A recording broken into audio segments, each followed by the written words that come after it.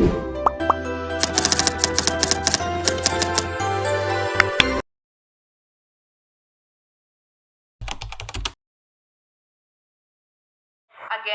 I am Yasmin Hera J. Flores, the first presenter.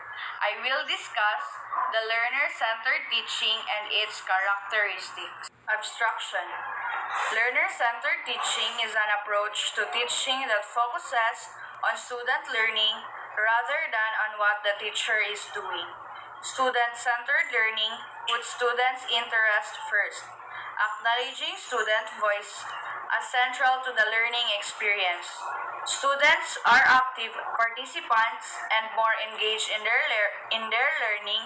They make decisions about what they will learn and how. They work in collaboration. Learning is deeper and long-term. In learner-centered perspective, teachers must continually seek to understand how students learn so that they can effectively apply and adapt teaching strategies to meet the learning needs of their students. Learner-centered teaching is a teaching approach that prioritizes student engagement and learning, focusing on active participation and decision-making. It encourages students to take ownership of their learning. Have a short recap about the topic of the first presenter about the learner-centered teaching and the characteristics of learner-centered teaching. The learner-centered teaching encourages students to take ownership of their learning, set goals, and engage in reflective thinking. The characteristic of learner-centered. Number 1. Learner-centered teaching engages students into the hard, messy work of learning. Number 2, learner-centered teaching includes explicit skills instruction. Number 3, learner-centered teaching encourages students to reflect on what they are learning and how they are learning it. Number 4, learner-centered teaching motivates students by giving them some control over learning processes. Number 5, learner-centered teaching. Teacher-centered instruction have been on since many years, but learner-centered instruction indeed as a paradigm shift from teacher-centeredness.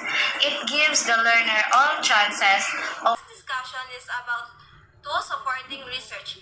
From that, I am going to continue the discussion of Lovely Faith Rapana, which is the number 3 of supporting research.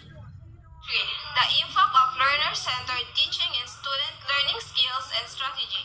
Maria Angeles Daro Hinosulango, Amparo Bedwa de Nagsal, Mindanao University of Science and Technology, Philippines International Journal for Cross-Disciplinary Subject in Education, Volume 5, Issue 4, December. Classroom and learner-centered classroom practices and assessment. The second one is resistance to change. Managing the shift is a human nature to counter any changes, but change is inevitable. We have four most common reasons students resist learner-centered approach are. Learner-centered approach are more work. These approaches are more work for faculty. Learner-centered approach foster student learning, accommodate different learning style, explicitly aligns objective teaching method and assessment consistently, utilize multiple teaching technique appropriate for students.